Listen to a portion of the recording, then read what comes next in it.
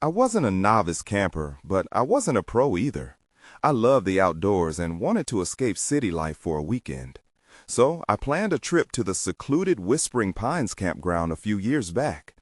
I set up my tent near the lake just before sunset. The view was beautiful. Little did I know how strange things would get. As darkness fell, I sat by the campfire roasting marshmallows. I listened to the crackling flames. It was calm until I heard something in the bushes behind me. It rustled gently.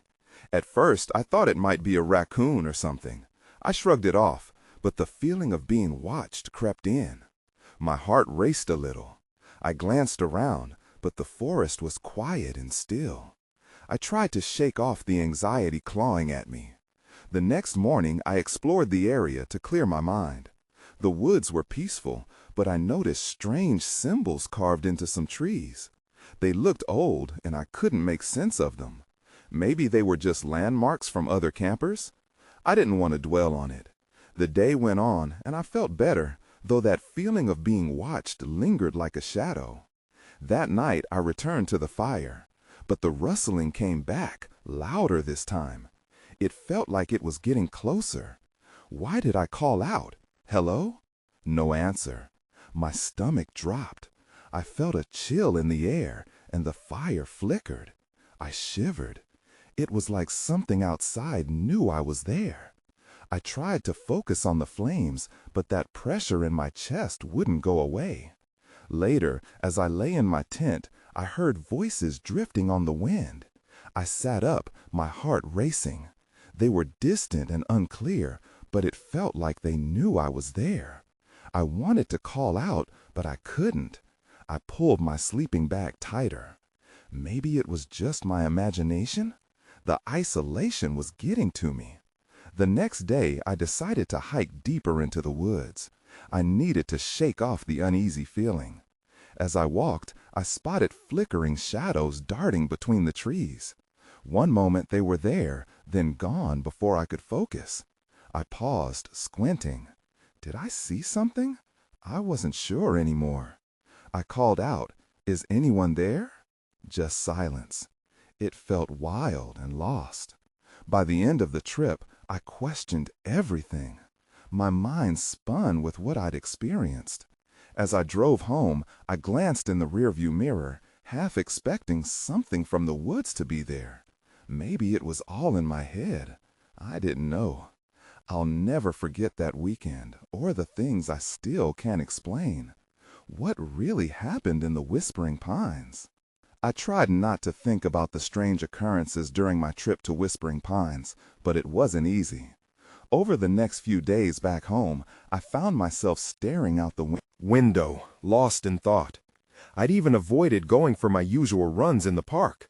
If I saw those shadows again, or worse, felt that chill, I wasn't sure what would happen.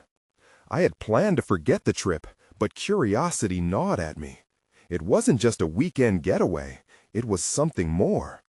So I researched Whispering Pines online, hoping for some answers. That's when I stumbled across a local history forum. There were whispers of ghosts and disappearances, of campers who vanished without a trace. I felt the hair on the back of my neck stand up. I clicked through posts, stories of those who claimed to have heard voices and seen figures in the trees. They described the same symbols etched into the bark that I had seen. My heart sank. Maybe I wasn't losing my mind after all. Yet, the more I read, the more unsettled I became.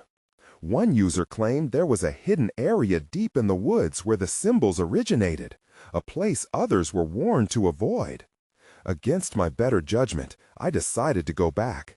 I just had to know if the energy from that weekend would repeat itself. I packed my gear, determined to face whatever was waiting for me in those woods.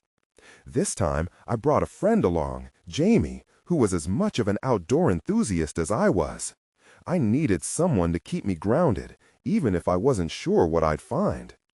When we arrived, the air was thick and heavy. I set up our tent by the lake again, trying to brush off the unsettling weight the forest seemed to carry. That evening, while we sat around the fire, Jamie joked about my previous experiences. but laughter only masked my dread. I told him about the rustling and the voices, brushing his laughs aside. I needed him to understand the gravity of it. As night fell, I felt it wash over me again, the same chill. The darkness seemed thicker, and the forest took on a life of its own. Jamie threw more wood onto the fire, and we continued to talk, though my eyes kept drifting to the trees. I swore they were watching us. It wasn't long before the rustling started again. This time, it was unmistakable. It was no animal. It was deliberate. Panic clawed at my throat when I turned to Jamie and whimpered, "Did you hear that?" He nodded, eyes wide. Before we could gather our thoughts, a shadow flickered just beyond the trees, a swift, dark movement that sent my heart into my throat.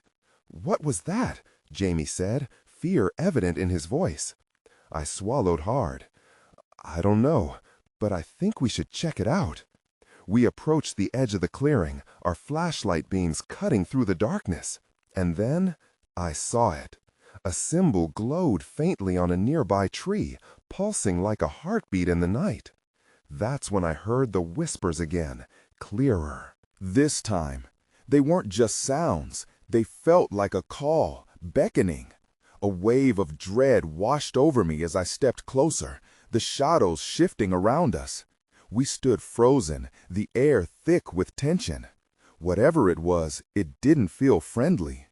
The whispers intensified, a low hum that threaded through the trees, growing louder as I took a hesitant step forward. I could barely breathe, each intake of air feeling heavier than the last. Jamie tugged at my arm. "Are you sure we should go closer?" he asked, his voice barely above a whisper. "Just wait," I murmured, my curiosity piqued despite the fear coiling in my stomach. As I stepped closer to the tree, the symbol revealed itself in greater detail. It was a swirling pattern, intricate and deep. My heart raced faster than before. Suddenly, the whispers shifted, morphing into distinct words, a language that bloomed on the edge of my understanding. "Help us," floated through the air, wrapping around me like a vine. I froze, chills rushing down my spine. Jamie glanced at me, confusion and fear mirroring in his eyes. "I think I can get closer, just a bit," I said, my voice trembling. Ignoring the instinct to retreat, I reached out to touch the symbol. As my fingers made contact, a violent shudder coursed through the ground beneath us. The world around us seemed to tilt, and the shadows grew darker and denser, almost suffocating. "Let's get back," Jamie shouted, tugging at my arm now, pulling me away from the tree. But I was unsteady, caught in a daze. The whispers turned sinister, sounding like urgent pleas twisting into despair. "Stay with us," they beckoned. "Do you hear that? They need our help," I protested weakly, glancing back at the tree, which felt alive with energy. But Jamie's grip tightened. "They want something. We need to leave now," he insisted, his own fear breaking through. Just then, the air crackled with tension, and without warning, the surrounding trees creaked ominously. I felt a surge of wind swirl around us, uprooting leaves and casting them into a chaotic dance in the moonlight. I snapped back to reality as Jamie started backing away. Okay, let's go," I replied, snapping out of my trance. But as we turned to run, the whispering intensified, drowning out the sound of our footsteps. In our haste to leave, we stumbled through the underbrush, my heart racing. The shadows behind us seemed to flicker and pulse, and the night felt vividly alive, as if it were conspiring against us. We didn't stop until we reached our campfire, panting and wide-eyed. I glanced back toward the woods, half expecting something to emerge from the darkness.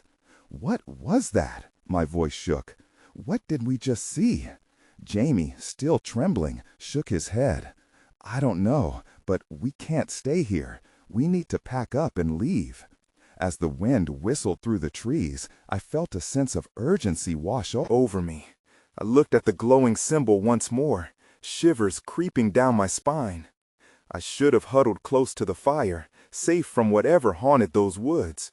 But a nagging thought took root. What if the whispers were a warning? Just then, a sharp snap broke the silence behind us. I whipped around, eyes scanning the tree line, heart pounding. Something was watching us. Then, from a bush near the edge of the clearing, a figure emerged. My breath caught in my throat as the figure stepped into the dim light of the campfire. It was a woman, her hair wild and tangled, her clothes tattered and stained.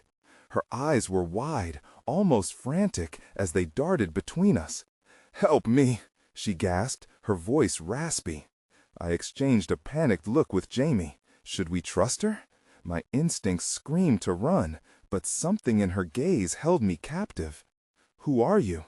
I asked, my voice barely above a whisper. "Please," she pleaded, taking a hesitant step closer. "You have to listen. They're coming for me."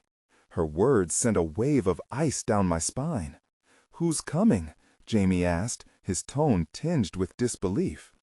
She seemed to struggle to find her words, her breath hitching as she glanced over her shoulder, as if expecting something to pounce from the darkness.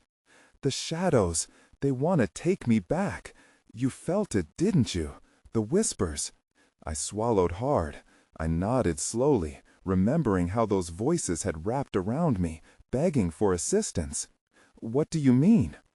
"The tree," she said. "It's a portal. You must help me close it." The urgency in her eyes made me shiver. "How do we do that?" Before she could respond, a low growl rumbled from the tree line, sending a ripple of fear through us. Jamie grabbed my arm, drawing me back toward the fire. "We need to get out of here," he shouted, panic in his voice. "No," the woman cried, reaching out. Her desperation twisted my heart. "If we leave, they'll have me. You have to trust me." The growl grew louder, and I felt the shadows stretch and contort unnaturally, as if they were alive. I couldn't make sense of what was happening. "What do you mean they'll have you? What's going on?" The whispers returned, a frantic chorus that swirled around us. "Help us! Help her!" It felt like a warning, laced with both dread and pleading. Suddenly, the woman's expression shifted, fear morphing into something else. "I can show you," she said, her voice low, "but you have to hurry." Before I could answer, she turned and dashed toward the tree line, her figure disappearing into the gathering shadows. Jamie recoiled. "Are you crazy? We can't follow her." "Wait," I blurted out, feeling an odd pull. I glanced back at the fire, then toward the trees where she had vanished. What if she's telling the truth? The air shifted again, charged with tension. The whispers grew louder, the urgency wrapping around my senses like a vice. "Come on," Jamie urged, his panic rising. "We need to leave now." I hesitated, torn between fear and a gut feeling that we were supposed to help. My heart was racing, and I suddenly felt a sense of responsibility. I couldn't abandon her. I have to see it," I said, the words tumbling out before I could stop them. "Are you insane?" Jamie shouted, but in that moment, it felt like the decision had already been made for me. I took a deep breath and stepped into the darkness, driven by a mix of fear and determination. "If she's in danger, I can't just leave her," I said quietly, feeling the weight of Jamie's stare burning into my back. The whispers beckoned me forward, a frenzy of sound urging me deeper into the woods. Then, everything went still. I turned, heart in my throat. "Jamie?" But when I looked back, he was gone. The woods closed in around me, swallowing the remnants of the campfire's warmth. A chill ran down my spine. "Jamie!" I shouted, desperation lacing my voice. Silence answered. I felt exposed, vulnerable, drifting further from safety. Then I heard it, the faint crackling of twigs underfoot. My heart raced. Was it the woman or something more sinister? I squinted into the shadows, but there was nothing, just trees and darkness that seemed to pulse with the whispers. "Please," a voice echoed in my mind, haunting yet familiar. "Help me." I took a tentative step forward, propelled by equal parts fear and curiosity. "Where are you?" I whispered, hoping for a response. "Keep going." Her voice was nearer now, a soft whisper that danced through the trees. Somehow, it felt like a comfort, a nudge in the right direction. I moved deeper into the woods, branches snagging at my clothes, pulling me back like unseen hands. The air thickened, each breath heavy. In the stillness, the whispers transformed, swirling around me, repeating the words I had heard before. Help her. Help us. What had I gotten myself into? A flash of movement caught my eye. I turned quickly, but it was just a fluttering of leaves in the breeze. Still, unease coiled in my stomach. Every nerve in me screamed to retreat, but I pressed on. I couldn't leave her behind. "Over here!" the voice called out again, more urgent this time. I followed the sound, ducking under low branches that arched like the fangs of a beast. The underbrush crunched beneath my feet, echoing in the silence, and the further I went, the more the darkness seemed to thicken. Then I stumbled into a clearing. Moonlight poured in, illuminating an ancient tree unlike any I'd seen. Its trunk gnarled and twisted, roots curling out like fingers clawing at the earth. The air shimmered around it, almost alive. I froze, a sudden realization washing over me. This had to be the tree she mentioned. My eyes darted around, searching for her. "Where are you?" My voice shook as I stepped closer, entranced. Suddenly, I felt a presence behind me. I turned to see her standing there, her wild hair framed by the moonlight. But there was something different about her. The frantic look was replaced by a serene determination. "Thank you for coming," she said, her voice softer now, almost ethereal. "You must help me close the portal." I hesitated. "What do you mean? How do we do that?" She pointed toward the tree. The air around it shimmered again, like a mirage. "There's a key hidden within its roots. It's the only way to stop them." "Stop who?" I asked, my mind racing as I tried to connect the dots. "Those who lurk in the shadows. They will come for me if we don't act fast." Before I could respond, a rumble echoed through the clearing, shaking the ground beneath me. Fear washed over me as the shadows began to writhe, swirling from the trees like smoke drawn toward a flame. I turned back to her. "I don't know if I can do this," I admitted, the weight of the moment tangible. "You have to," she urged, her voice now trembling. "They're here." My heart sank as I realized the shadows were not just shapes.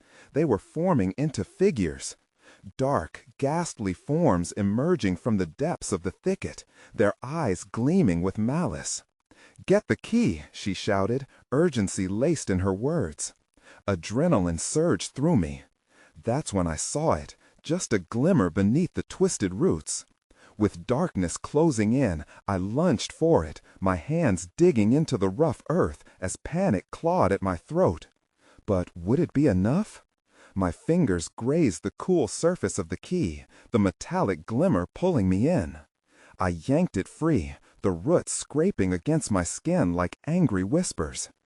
Just as I pulled back, something shot past my shoulder, a rush of darkness that made my pulse race even faster. "Go," the woman yelled, her voice cutting through the chaos. I turned, the key clutched tightly in my hand. The ghastly figures were coalescing, their hollow eyes fixated on us as they breathed heavily, the air thick with their rancid presence. I stumbled back, the weight of dread dragging me down. What do I do with it? "Use it to lock the portal," she shouted urgently. "Hurry!" The ground trembled again, and the tree seemed to pulse with energy, its roots writhing as if it were alive. I rushed toward the base, my heart pounding in my ears. The shadows lunged, dark tendrils stretching toward me, desperate to reclaim their lost prize. I could feel their cold breath swirling around me, a clammy reminder of their intent. I reached the tree, dropping to my knees, and shoved the key into the dark, damp earth. The moment it touched the soil, an electric jolt surged through me. I gasped as the world shifted. The air vibrating with a low hum. "Turn it," she yelled, her eyes wide with fear. "You must turn it." My hands trembled, but I twisted the key. The moment it clicked, a blinding light erupted from the ground, shooting into the night sky. A deafening roar filled the air, drowning out the whispers and shouts. It felt as if time had stopped, the world suspended on the brink of chaos. Then I saw them, the figures in the shadows recoiling, screeching as the light engulfed them. They retreated, writhing like smoke in the wind, their forms dissipating into nothingness.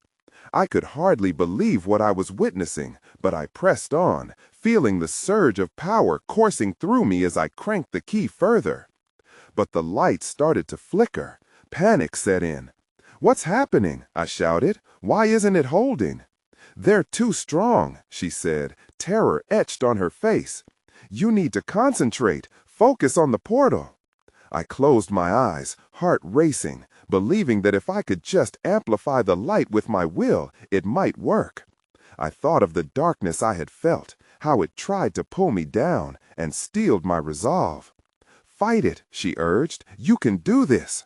As I pushed the key one last time, the light exploded from the tree with a fierce intensity, blinding me completely.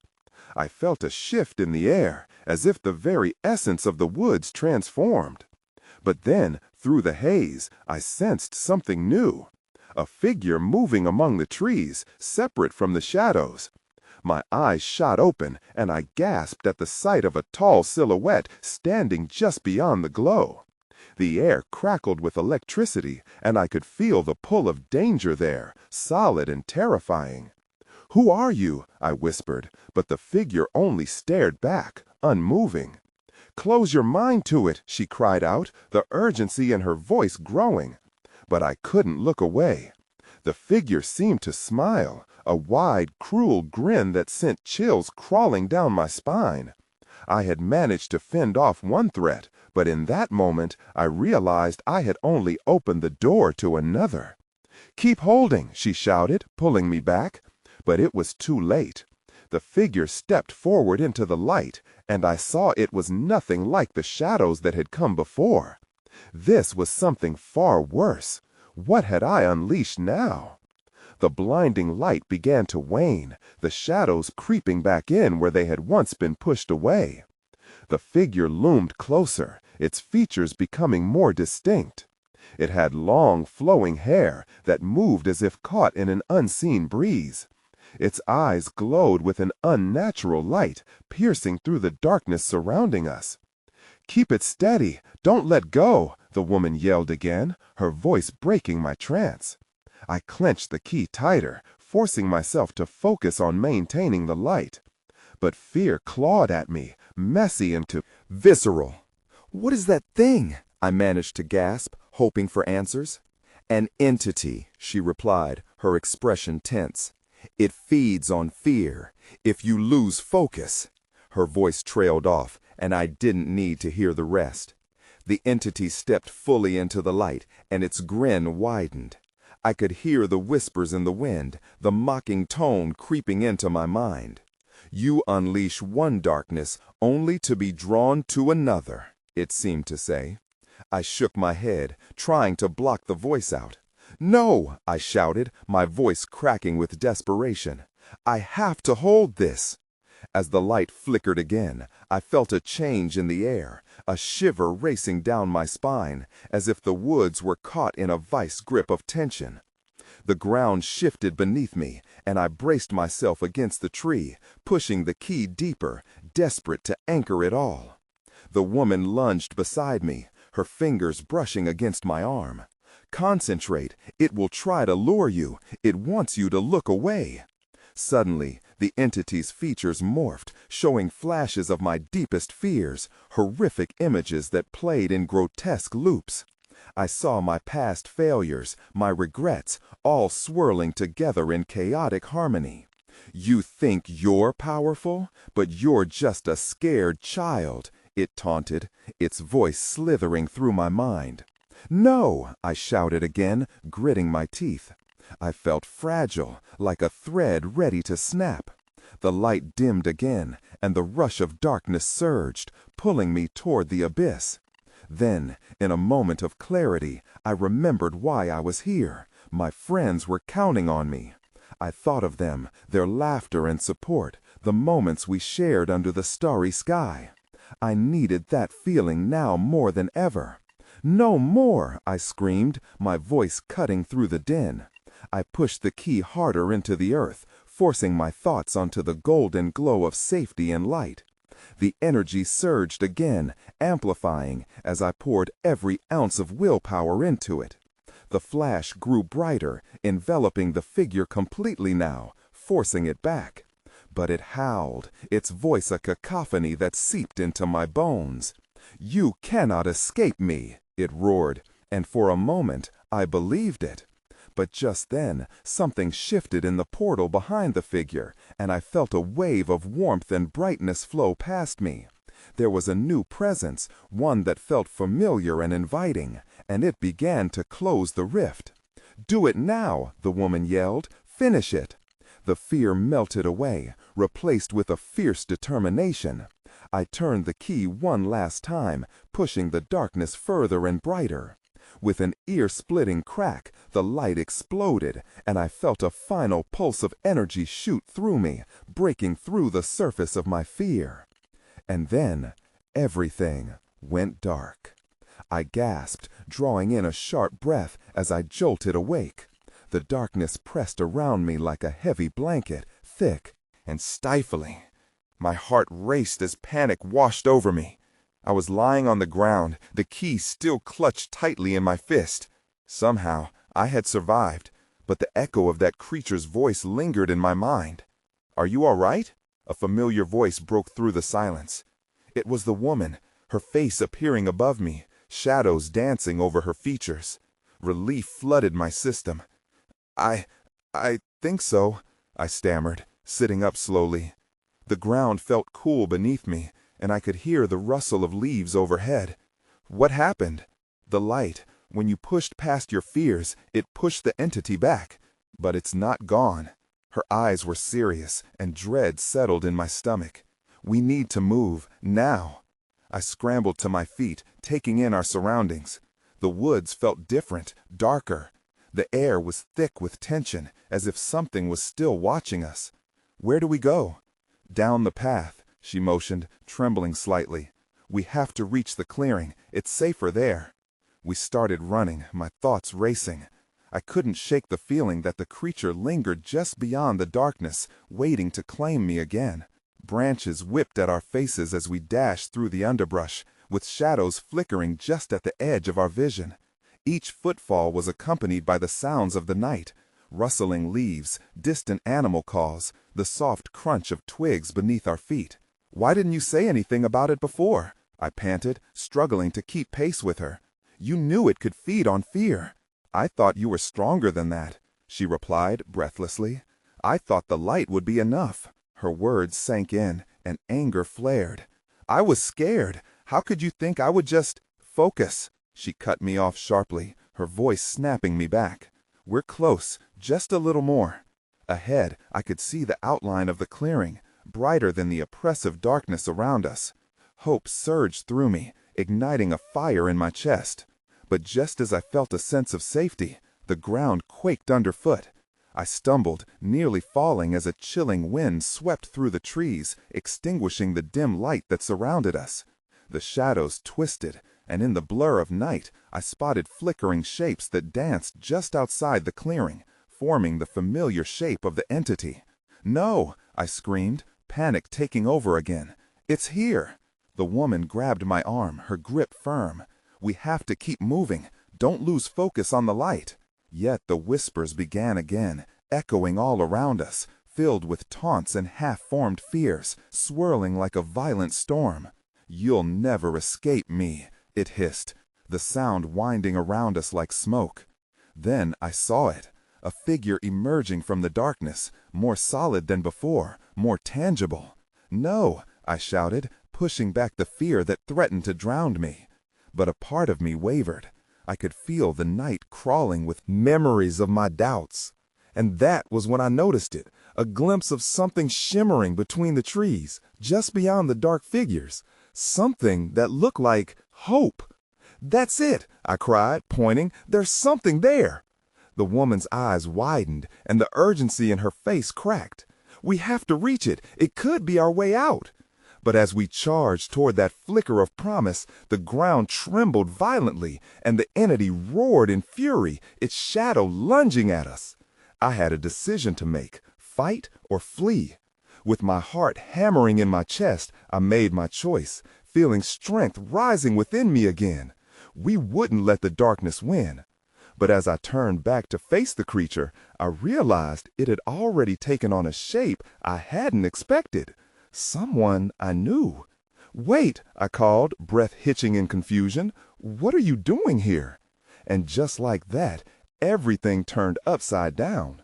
I squinted into the darkness, trying to make sense of the figure standing before me.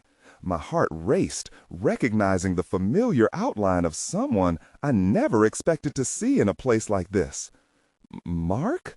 I breathed, disbelief creeping into my voice. "Is that really you?"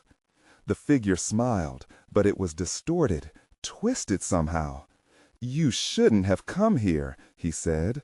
The voice was eerily similar to his, but there was a coldness that sent shivers down my spine. "No," I shook my head, backing away. "You're not him. You can't be." The woman beside me, who I had almost forgotten in my shock, gasped, "Don't look at it. It's trying to deceive you." But I couldn't pull my gaze away. This entity had taken on the form of my friend. The months of searching for him, the unanswered calls, the fading hope, all flooded back in an instant. "Mark," I said slowly, trying to make sense of it. "We thought you were gone. I thought you were dead." "Dead? No, that's not how it works here." He stepped forward, his shape shifting in shadows. "I'm very much alive, in a way, just like you. Don't you want to join us?" "Join who?" I shot back, every ounce of apprehension returning with a vengeance. The darkness around us felt alive, tightening like a vice. I glanced at the woman, fear mirrored in her eyes. "It's lying. Keep moving," she urged, pulling at my arm. But my feet felt rooted to the ground. "Stay away from her," I shouted, feeling the knot of tension in the air. "What do you want?" Mark smiled again, but it didn't reach his eyes. "I just want to help you see the truth. The fear, the pain, it's all an illusion. We can escape this together." The whispers grew louder, a cacophony of voices circling me. "Let go of your fears," they urged. "Let it in." For a moment, their calls were tempting. I felt so tired, so overwhelmed. But then I remembered the light, the feeling of strength I had when I pushed through my own darkness.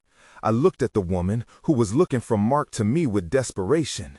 "We can't trust it," I said, suddenly resolute. "No, you don't understand." Mark's voice sharped, frustration seeping through. "You're missing out on the liberation, the freedom to embrace who you really are. Why fight it?" I took a deep breath, feeling my grip on the key tighten. "Because I won't lose myself, not to you." Suddenly, the ground shook violently, shadows swirling as Mark lunged toward us. "You'll regret this. You can't escape." The woman yanked me by the arm, breaking whatever spell had held me captive. "Now, we have to run." We dashed towards the flickering light in the distance, but behind us I could hear Mark's laughter, low and mocking. "This isn't over. You'll come back to me." My skin prickled with dread, but I refused to look back. As we neared the light, I saw it flicker and fade like a dying star. "Please, don't let it go out," I yelled, pushing us forward with every ounce of strength I had left. But as we reached the clearing, the light dimmed further. Shadows racked around us, coiling with a malevolent hunger. Just when I thought we'd found safety, something shifted in the air. I paused, catching my breath. That's when I noticed a strange shape in the gloom, a door made of twisted branches, standing alone in the light. "What is that?" I whispered, dread creeping in again. The woman stepped closer, her eyes narrowing. "I don't know, but whatever it is, we need to decide, fast." I felt the weight of Mark's presence lurking in the darkness, taunting us. "This is your last chance," he called from the shadows, his voice echoing. "Are you ready to embrace the truth?" My pulse quickened. Would I step through the door and find answers, or face whatever darkness awaited me? The choice loomed before me, thick with uncertainty. The shadows around us writhed, swirling like dark smoke as Mark's voice echoed within the clearing. "There's nothing to fear," he called, but his words fell flat, a chilling promise cloaked in deceit. The door stood resolute, the twisted branches like gnarled fingers, beckoning me closer, pulsing with an energy I had felt before. "Don't listen to it," the woman said, scanning the darkness. I glanced back at her, uncertainty flickering in her eyes. Was it fear of Mark, or something deeper? "We need to act now. This may be our only chance." "What if it's a trap? What if it leads back to the entity?" I countered, glancing toward the doorway that felt like a knife edge between hope and despair. Every instinct screamed to run, to escape, but another part of me, one that had faced the darkness, felt an undeniable pull toward the unknown. The ground trembled again, and the air thickened with an electric charge. I could sense shadows inching closer, a growing, filled the space between each heartbeat, urging me to step forward. "You can't escape it. Let it in." The entity's voice slithered through the night. Its form was there, lurking just beyond the trees, always watching, always waiting. With trembling hands, I stepped toward the door, feeling the light around it shimmer with possibility. "If I go through, will it end this?" I asked the woman, searching her face for assurance, for anything that could quell the storm inside. "We can't reverse what's been opened, you know that." She bit her lip, the tension mounting in the air. "But the door, it might offer a way to contain it. We can't leave a part of ourselves behind." I hesitated, flicking my gaze back to the shadows creeping forward. "What if I'm lost forever?" "Then I will come for you," she said fiercely. I could see the determination in her eyes, and it ignited something inside me, a spark of spirit that urged me to trust, to push through the fear obstructing my path. Behind me, I could hear the entity's voice crawling closer. "Don't choose the fear. Choose me. Choose freedom." The more it spoke, the more it seemed to resonate with the turmoil inside, tugging at those insecurities I had long buried.